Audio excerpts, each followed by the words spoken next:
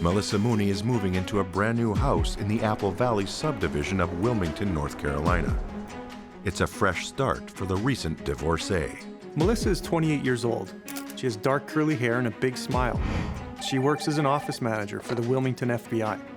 August 5th, 1999 is a warm summer night. Melissa returns one of two movies she picked up earlier at a Blockbuster video store. Ironically, one of the titles is Cruel Intentions, malicious desires that will soon be directed at her. After dropping off the video, Melissa settles in to enjoy her first night in her new home. Someone kicks in the door to Melissa's home and rips a phone cord from the kitchen wall. The man strangles her to death in the back bedroom of her house. People who know Melissa best say they already know who killed her. Melissa's sister Debbie Galad's first words are, "Where's Roger?" Roger Mooney is Melissa's ex-husband.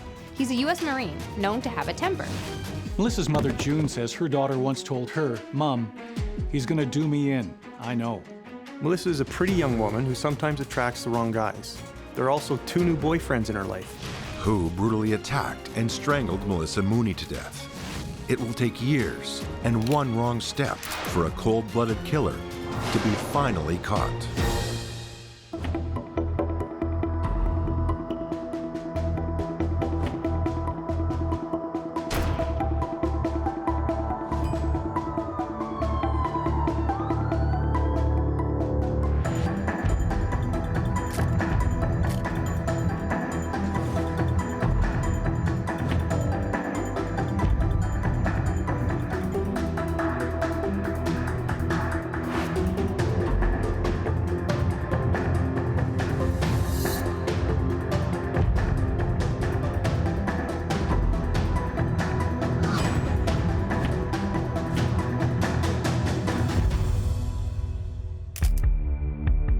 Melissa Ann Galad grew up in McAdoo, Pennsylvania, with her parents Frederick and June Galad, brother James, and older sister Debbie. It's a small town in coal country, an hour northwest of Allentown. Melissa is only 17 when she graduates from high school in 1988 in nearby Hazleton, Pennsylvania. Nicknamed Missy, Melissa is a quiet bookworm who is also known to be stubborn and secretive. Melissa secretly takes and passes the entrance exam for a clerical job with the FBI. She shocks her family when she announces she's moving to Washington, D.C. to join the Bureau. Melissa excels at her FBI job, and even though she's never been to Washington before, this small-town girl grows up fast. Melissa's family first hears the name Roger Mooney in 1994. He's a U.S. Marine stationed in Washington. At first, Melissa tells her mother that she and Roger are just roommates. Then on the phone one day, Melissa tells June they're dating. The next time Melissa calls June, she says she's marrying Roger, and they marry in a civil ceremony in their living room. Melissa's parents are not present. The quick marriage to a man they haven't met comes as a surprise to Melissa's family. There are more surprises. Roger was previously married, and Melissa is pregnant. When Fred and June Galad meet Roger, they don't approve of how he treats their daughter. Fred recalls Roger's attitude as, "You'll be at home barefoot and pregnant for the rest of our marriage." Samantha, nicknamed Sammy, is born July 4th, 1995, and life is good in the Mooney household for a while. Then, in 1996, Roger is transferred to a coveted posting in Jacksonville, North Carolina, 500 miles from Melissa's family. They're stationed at Marine Corps Base Camp Lejeune. Melissa tells her family she likes North Carolina and all the people she's meeting. Thanks to her Washington experience, Melissa lands a job at the FBI office in Wilmington, North Carolina, just over an hour's drive from Camp Lejeune. And Melissa thrives under the mentorship of her new Wilmington boss, Agent in Charge Larry Bonney. But while her career is once again flourishing, her personal life is falling apart. Bonnie often overhears Melissa arguing on the phone with Roger about who should care for their daughter, Samantha. Larry Bonney feels fatherly towards Melissa. He grows concerned when she shows up to work one day with a bruised face. Melissa says she and Roger were arguing, and she wasn't letting him out of the room until she was done with him. She claims Roger shoved her aside, and she fell against the doorframe. Melissa convinces Larry Bonney she's tough and doesn't let others push her around, but she later admits to her caring boss that she wants out of her marriage to Roger. Agent Bonney helps Melissa find an apartment close to the Wilmington FBI office. Melissa moves to Wilmington, North Carolina. It's a growing port city, attracting new residents to its beaches, historic downtown, and culture. She no longer has to commute over an hour each way for work. Now she's getting her personal life back on track with an apartment for her and Samantha near to the job that she loves. After helping Melissa find an apartment, Melissa's protective boss, Agent Bonnie, goes one step further. Bonnie warns Roger Mooney that Melissa now lives near the FBI office where all the other agents live, and she has their phone numbers. Melissa and Roger's divorce is finalized in April 1999, but they continue to battle over their daughter Samantha. Melissa wants more child support money and takes Roger to court to get it. Agent Bonnie goes with her to court for support. During the hearing, Melissa calls her mom June to say she's terrified of what Roger might do if the case goes her way. It goes her way, and Melissa says Roger told her she'd never, ever see a penny of his money as he stormed out of the courtroom. Within days of the hearing, Melissa Mooney is dead. It's a muggy summer morning in Wilmington, North Carolina on Friday, August 6, 1999. Two of Melissa's FBI co-workers have agreed to meet her at the office early to help move some items from her apartment into her new house. Her co-workers say she's reliable and a good teammate, someone you can count on who works hard and stays late if needed. Melissa is excited about the first home she's owned, a huge event for a 28-year-old single mother. The house has a big bedroom for her adored daughter Samantha and a backyard she can play in. Melissa doesn't want to take up too much of her co-workers' time, so she's scheduled getting the moving done early. Everyone says Melissa Mooney is obsessively punctual. If she's going to be even 1 minute late, she'll call to let you know. FBI operations analyst John Wolski is concerned when Melissa doesn't arrive by 8 a.m. By the time Melissa is 15 minutes late, a concerned Agent Wolski calls her. Melissa doesn't answer Agent Wolski's calls. Agent Wolski and Agent Paul Cox drive over to Melissa's new house to find her.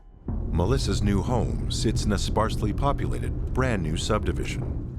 Melissa's house is the last one on the block, right next to a field of weeds. Melissa's car is parked in the driveway when Agents Cox and Wolski arrive at her new house. Cox and Wolski approach Melissa's house. They see the front door is being forcibly opened and is marked by a muddy boot print. Cox calls their boss, FBI agent in charge, Larry Bonnie, and describes the situation. Cox says it looks bad and Bonnie agrees. He tells Cox to go inside. While Agent Wolski waits outside, Agent Cox calls out for Melissa and her daughter Samantha as he searches inside the house. They expect 4-year-old Samantha is with her mom in their new home. When Agent Cox gets to the back bedroom, he finds Melissa's body. FBI agents are trained to work crime scenes, but it's a very different situation when the victim is someone that you know. Agent Cox is frantic now. He's worried about Melissa's child, Samantha, but he thankfully finds no one else in the house. Agent Cox calls the New Hanover County Sheriff's Office and the State Bureau of Investigation. Then, the hard call. He phones his boss, Larry Bonnie, to tell him that Melissa, their treasured young office manager, is dead. The FBI have lost one of their own. This is something the Bureau takes very seriously. Melissa Mooney dies on the first night in her new home, the first home she's ever owned. Who is responsible for making the first day of Melissa's new life her last? Melissa Mooney deeply enjoys being office manager for the FBI in Wilmington, North Carolina. And now at age 28, she buys her first house. She's moving in and excited about spending her first night in the place she and her 4-year-old daughter Samantha will call home. But someone knows exactly where Melissa is that night. They see her moving in and know she is home alone. A man forcibly enters Melissa's home by kicking in the front door. He leaves a muddy boot print on the door and boot prints on the kitchen floor. He rips the phone cord from the kitchen wall. Melissa's co-workers say she was tough and that she would have fought. So the man is strong and angry, and he overpowers her. Investigators comb Melissa's house for clues that will point them to the killer who ended her life. Melissa's hair is wet, and there's a damp spot on the mattress. Crime scene investigators cut the top of the mattress off the bed and take it to the forensics lab. Forensics find a 1-inch fragment of body hair on the mattress. The sample is so small that only a mitochondrial DNA test can be performed.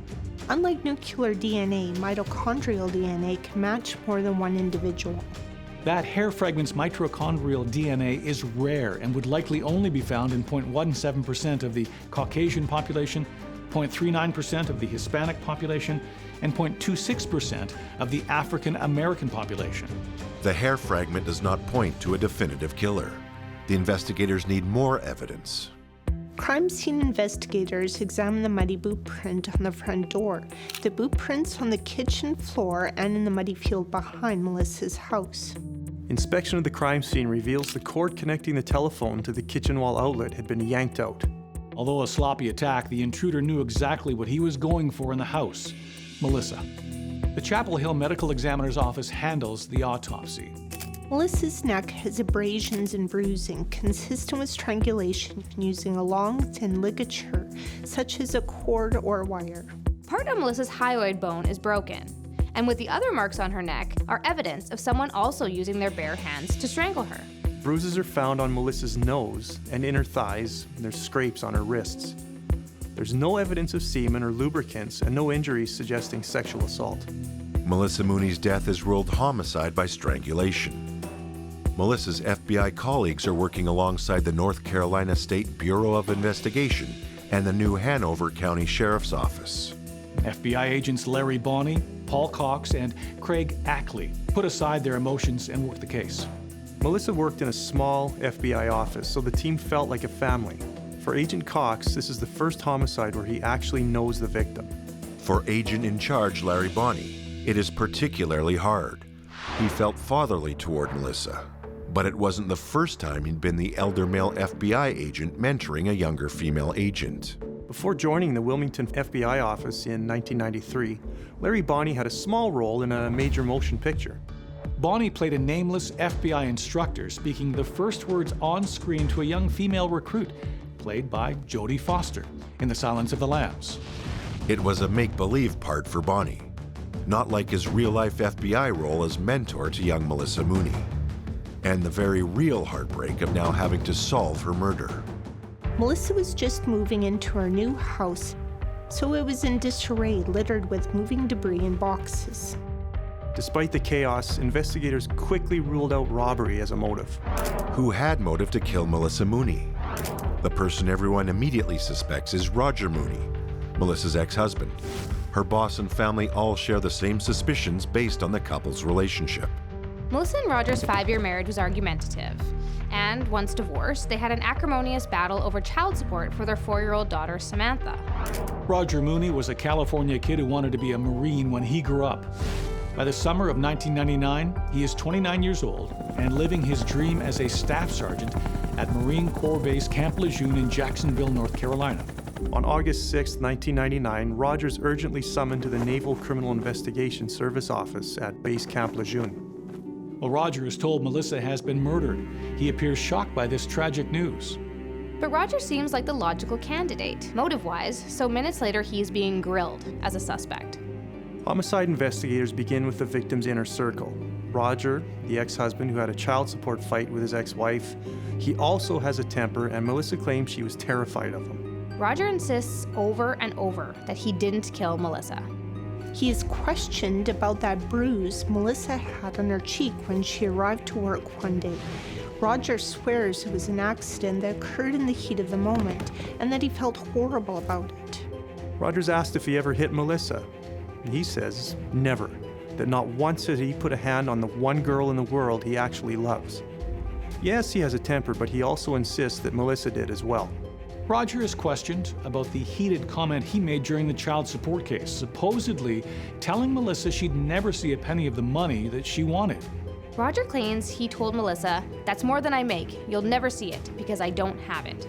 Is this a case of he said, she said, and law enforcement are on the right track pursuing Melissa Mooney's angry ex-husband? Is he the someone in her innermost circle with the motive to kill her? On August 6, 1999, Melissa Mooney is found murdered in her new home, hours after she didn't show up to meet FBI colleagues who were helping her move into this house. Melissa's house was part of the new Apple Valley subdivision being built in Castle Hayne, a suburb of Wilmington, North Carolina. When women are murdered, it's often by someone they know. And the investigator's top suspect? Ex-husband Roger Mooney. August 5th, 1999, the night of Melissa's brutal slaying, was the first night in her new home. She hadn't even fully moved in yet, and her FBI co-workers were helping her do that the following morning. Instead, co-workers find Melissa dead in her house. She hasn't had time yet to make friends in the area. But as per police procedure, investigators immediately interview those living nearby. While crime scene investigators continue processing Melissa's house, FBI agents Paul Cox and Craig Ackley start canvassing the neighborhood for witnesses. Agent Ackley notices a man washing his truck at a house across the street. He suggests they start by interviewing this man. The man claims he has never seen Melissa, never spoken to her, never been in her home. The agents make notes and move on to the rest of the neighborhood. Meanwhile, the FBI questions the person from Melissa's innermost circle, someone who might have motive to want her out of the picture, her ex-husband, Roger. That first day, after Melissa's body is discovered, Roger Mooney cooperates with the FBI, but he gets angry when asked for an alibi. On the night Melissa was murdered, Roger says he was at his home, near Marine Corps Base Camp Lejeune, where he is stationed. He says his roommate left for work around 10 p.m., and Roger claims he went to bed shortly after that with his 4-year-old daughter Samantha asleep beside him. Roger also claims he's never been to Melissa's new house in a suburb north of Wilmington. The two properties are about 70 miles apart. Investigators turn Roger's life upside down. His car and his home are searched extensively. Roger's friends, family, previous girlfriends, even his high school teacher are all questioned. Roger's Marine buddies are quizzed about a remark Roger made shortly before Melissa was killed. Marines recall Roger saying during target practice that my aim would be a lot better if it were my ex-wife's face on that target. Roger says it was just a tasteless joke. Melissa Mooney's killer is strong and angry, strong enough to kick in her front door, angry enough to overpower her using his bare hands. Melissa's only had a small number of defensive wounds. Her attacker basically rendered her immobile. Roger Mooney is an active Marine who at 6'1", 200 pounds could have easily overpowered petite Melissa. Melissa's family and FBI co-workers describe her as someone who could give as good as she got, someone who could hold her own when her sister Debbie and brother James ganged up on her during her childhood. But there's little evidence she was able to fight back. It's an intimate attack, strangling a woman to death in her bedroom, yet there is no DNA on her body. Melissa's new house had been on the market, so lots of potential buyers had walked through it. There are dozens of hairs all over the crime scene. One person's DNA stands out. Roger Mooney's hair is in the house and his semen is on the mattress. This is direct physical evidence, potentially placing Roger at the scene of the crime. Roger Mooney knows it looks bad for him, yet he claims over and over he has never been to Melissa's new house. Melissa's friends and family believe Roger did it. One of her girlfriends says Melissa told her, if I ever get killed, it's Roger. Roger admits he has a temper, but insists so did Melissa. He says it's easy to point to the 6'1", 200-pound Marine as the bad guy, rather than the small, quiet, reserved girl. Roger says Melissa's family, especially her parents, Fred and June Galad, were never happy that Melissa married him. Roger suggests Melissa made some offhand remark that her family misinterpreted. Roger declares he and Melissa are in a good place with their relationship, that they've reached a satisfactory child support settlement and are willingly sharing custody of Samantha. Roger's DNA at the crime scene, his hair and semen, and the history of a fractious relationship with Melissa are compelling evidence. But it turns out Roger isn't the only man in Melissa's life. At 28, Melissa is still a young, vibrant woman. While her ex-husband Roger is the #1 suspect for her murder, investigators discover there are 2 other men romantically connected to Melissa. Telephone records confirm Melissa received a phone call from a man at 7:16 p.m. the night of her murder, August 5th, 1999. The man called again at 9:47 p.m. That man is John Osberg, who Melissa is reportedly dating at the time of her death. Investigators also look at Jose Saintron, the man Melissa had purportedly dated and broken up with before her murder. Research shows 2 out of 5 female murder victims in the United States are slain by an intimate partner. Roger, Melissa's argumentative ex-husband, Jose, the ex-boyfriend, or John, the current suitor. Did Melissa Mooney's penchant for choosing the wrong guys lead to one of these men brutally murdering her in her own home? On August 6, 1999, 28-year-old FBI office manager and single mother Melissa Mooney is found dead by her FBI co-workers in her Wilmington, North Carolina home. Investigators focus on 3 men who are intimate with Melissa: her ex-husband, Roger Mooney, a recent ex-boyfriend, Jose Cintrón, and current suitor, John Osberg. The bulk of the suspicion falls on Melissa's ex-husband, Roger Mooney. According to friends and family, Roger and Melissa had a volatile relationship with arguments and disagreements punctuating their marriage. Most recently, after their divorce in April 1999, the couple were in a legal clash over child support for their 4-year-old daughter, Samantha. In terms of motive, Roger makes sense. By all counts, his relationship with Melissa was stormy from the get-go. She was the one who initiated ending their marriage, and then the recent money battle over child custody. With Melissa out of the way, maybe Roger's life could be easier. There's forensic evidence pointing to Roger Mooney as the likely suspect for his ex-wife's death. Roger's semen is found on Melissa's mattress, and his hair is also at the crime scene. But the evidence is still all circumstantial. Investigators have to either make a case against him or rule him out.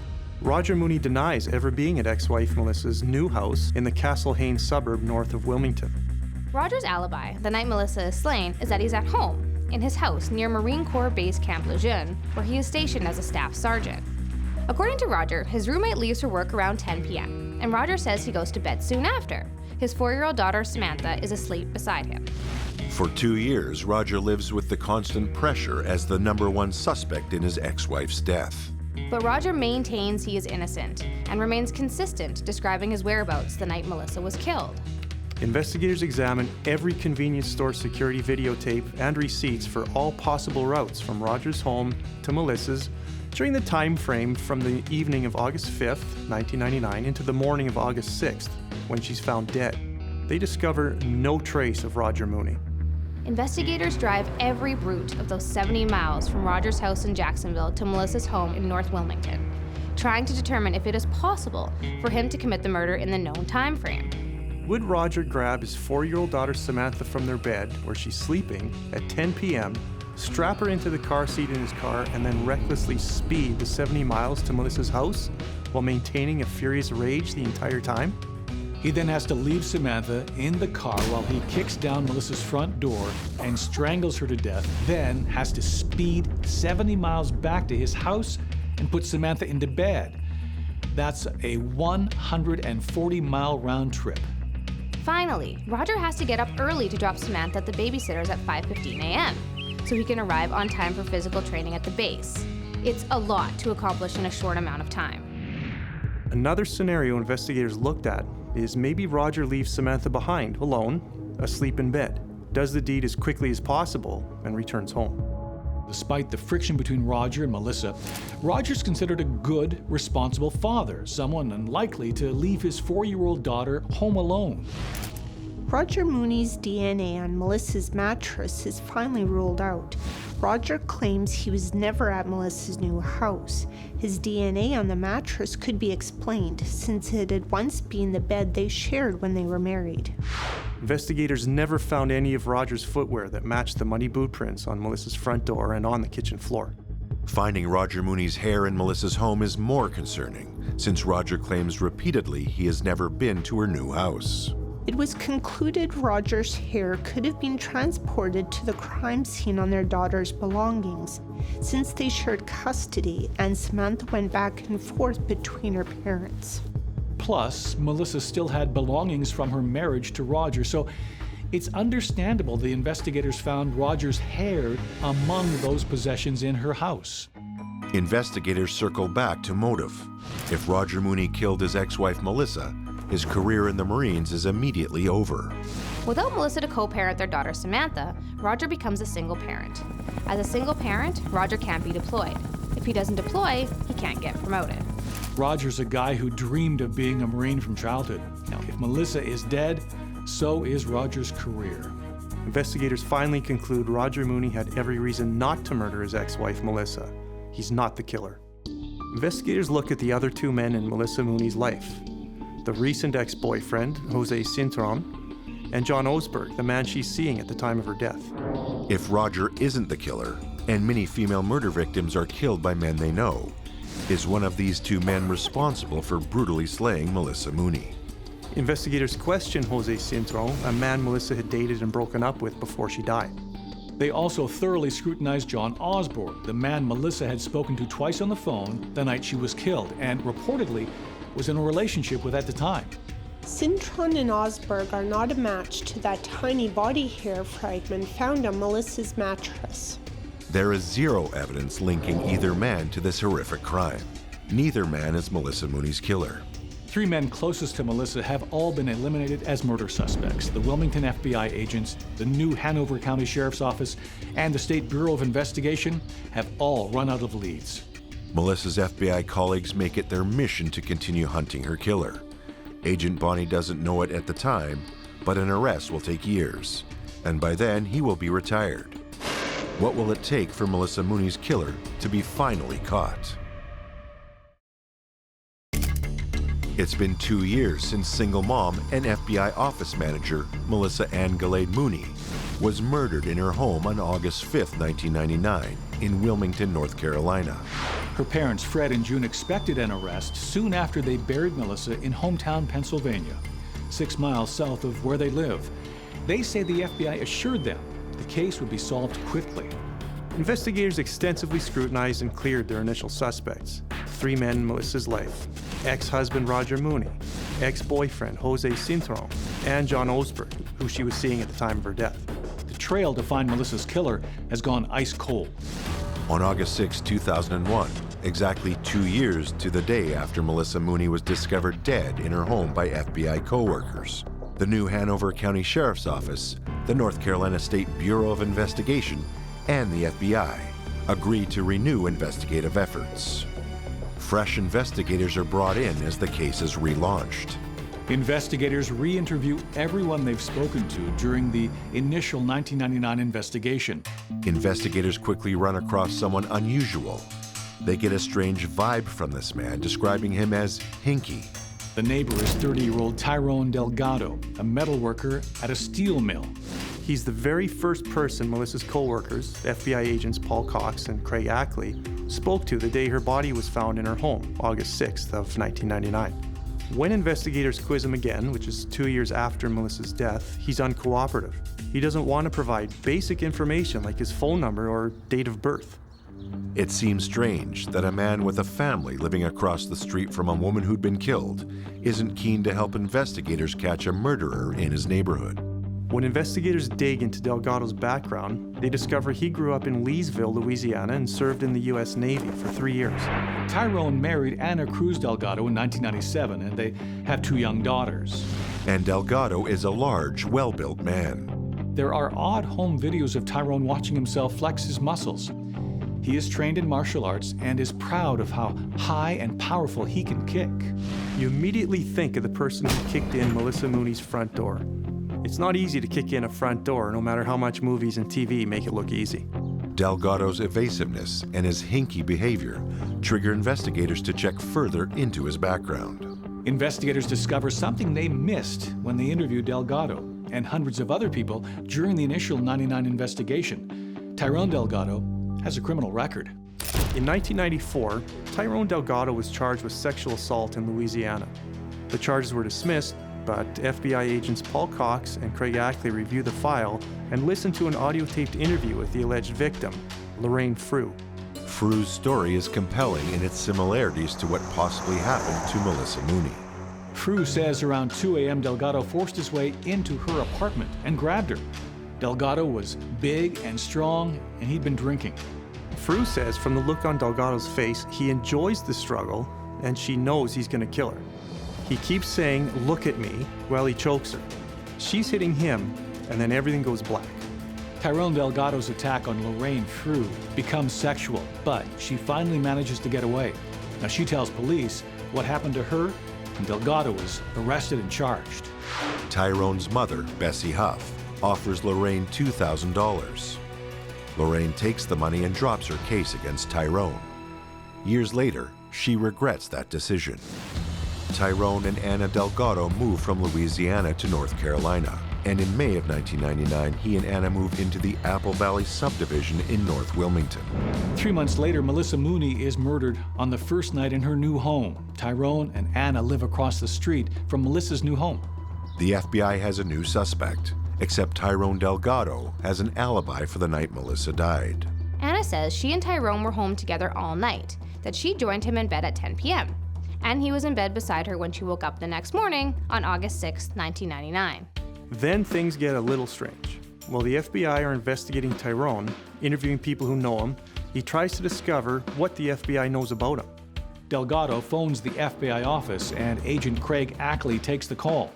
Delgado screams that the FBI are harassing him, interviewing his neighbors and co-workers, and he wants them to knock it off.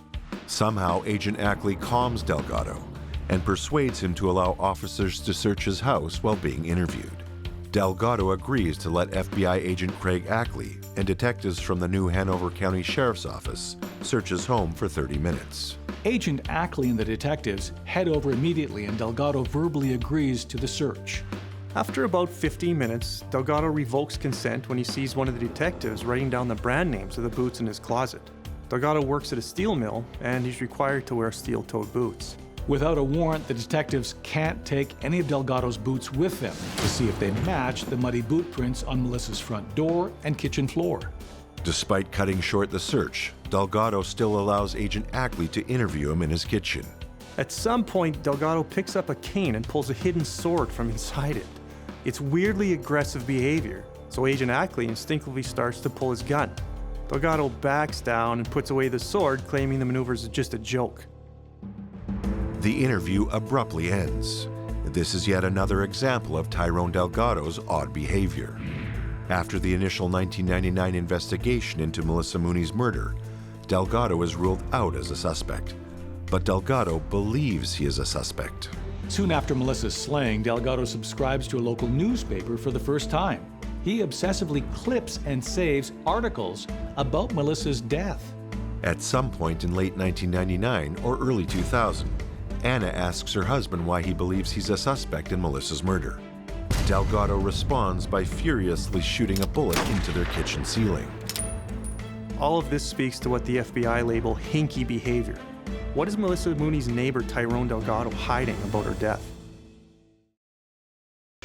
In 1999, after Melissa Mooney is found murdered in her home, suspicions center on her ex-husband Roger, and then her ex and recent boyfriends. But none of these men are the killer, and by 2001, investigators are baffled.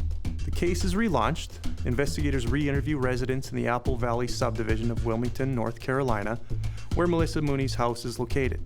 After re-questioning nearby neighbor Tyrone Delgado on several different occasions in 2001, investigators' instincts are flagged by his bizarre behavior. It's pure, dogged investigating that finally puts Melissa Mooney's killer directly in the FBI's crosshairs. In 2002, 3 years after Melissa's murder, another piece of the puzzle snaps into place. The body hair fragment found on Melissa's mattress is pulled from the evidence locker and compared to Tyrone Delgado's DNA. It is consistent with his maternal bloodline. It isn't an exact match, but it also doesn't exclude him. Delgado's mother, Bessie Huff, had bribed his alleged assault victim, Lorraine Frew, to keep him out of jail. Will he and his mother's shared DNA now help prove he murdered Melissa Mooney? Investigators wonder, if Tyrone Delgado assaulted Lorraine Frew and Melissa Mooney, were there other women out there he'd similarly attacked? FBI agents contact law enforcement in every location Delgado had lived, inquiring about crimes against women, with what they dubbed the Delgado signature: forced entry, choking, and sexual assault. By 2003, FBI agents found 9 victims from across the country, including Lorraine Frew and Delgado's own wife, Ana Cruz Delgado. They all told terribly similar stories about the time they were abused or sexually assaulted by Tyrone Delgado. Prosecutors, working with the investigators to build a case against Delgado, wonder why this savage trail of crimes against women isn't part of Delgado's criminal record.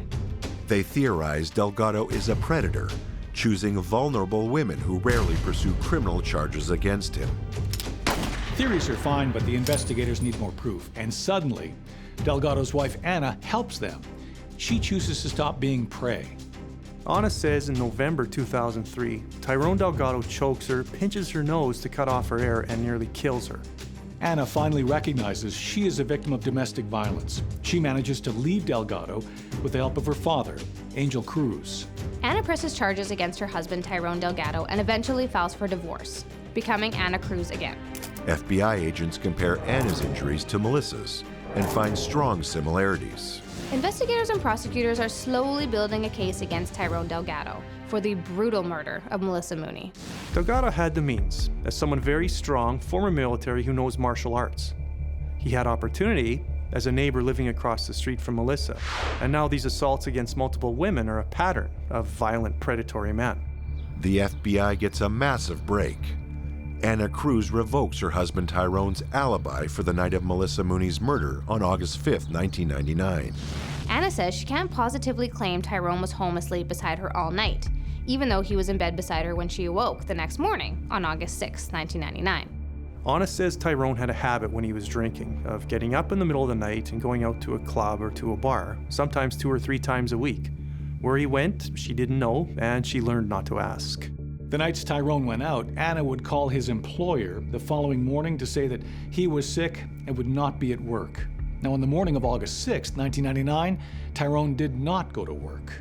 Tyrone's alibi is now suspect. Investigators and prosecutors decide they have a case. In December 2005, that's more than 6 years after her death, Tyrone Delgado is charged with the first-degree murder of Melissa Mooney. The trial begins May 12, 2008 in Wilmington, North Carolina. For Melissa's FBI co-workers in particular, this moment feels like a long time coming. Unfortunately, physical evidence is slim. A match was never found to the muddy boot prints on Melissa's front door, on her kitchen floor, and in the field behind her house. The body hair fragment found in Melissa's house that is consistent to Tyrone Delgado's maternal bloodline points a finger but is far from conclusive evidence. What paints a very strong picture for the judge and jury is testimony from 5 women about the trauma they suffered, literally, under Tyrone Delgado's hands. Of the 5 women testifying to Delgado's behavior toward women, one is his ex-wife Anna Cruz, another is an ex-girlfriend, 2 are passing acquaintances, and 1 is a clerk at a convenience store he frequented. All were attacked in a similar manner to Melissa Mooney, in the way they were choked and sexually assaulted or nearly assaulted. Delgado's ex-wife Anna testified he enjoyed the control, that when she stopped fighting and got weak, he would let go of choking and suffocating her. Anna says the relationship was very abusive, and once she left Delgado, she moved from shelter to shelter, terrified he or his family would track down her and Delgado's 2 young daughters. She says he always told her she was a nobody, and she believed him. The convenience store clerk attacked in February of 2002 testified Delgado forced her into the back of the store, pulled down her pants, and tried to have sex with her. Now, he stopped only because a customer entered the store. Victim 3 was attacked in 1994 by Delgado in his hometown of Leesville, Louisiana. He burst into her low-income housing apartment, threw her onto the love seat, and started choking her to the point she says everything went black.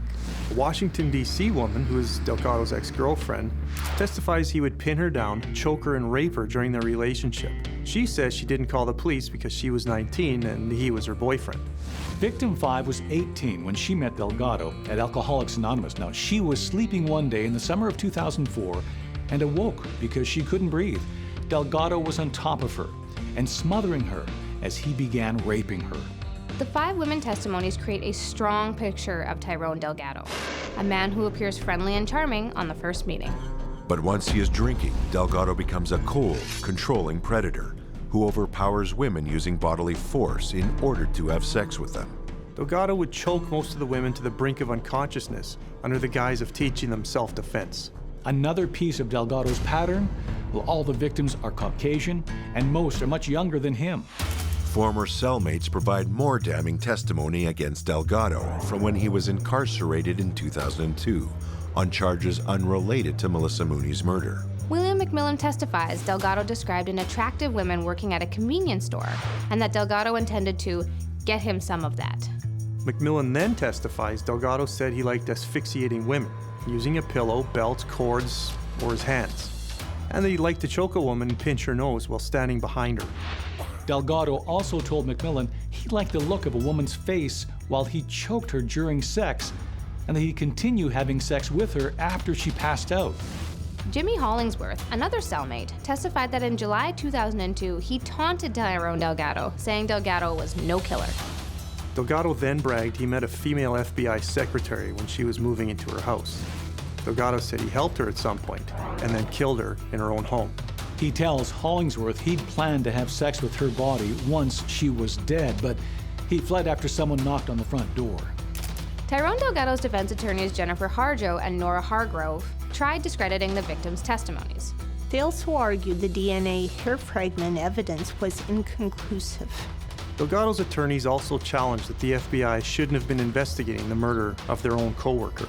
His attorneys claimed that others, especially Melissa's ex-husband Roger, had more motive to kill her. It takes 2 months for attorneys on both sides to present every scrap of evidence. Now it's up to the jury.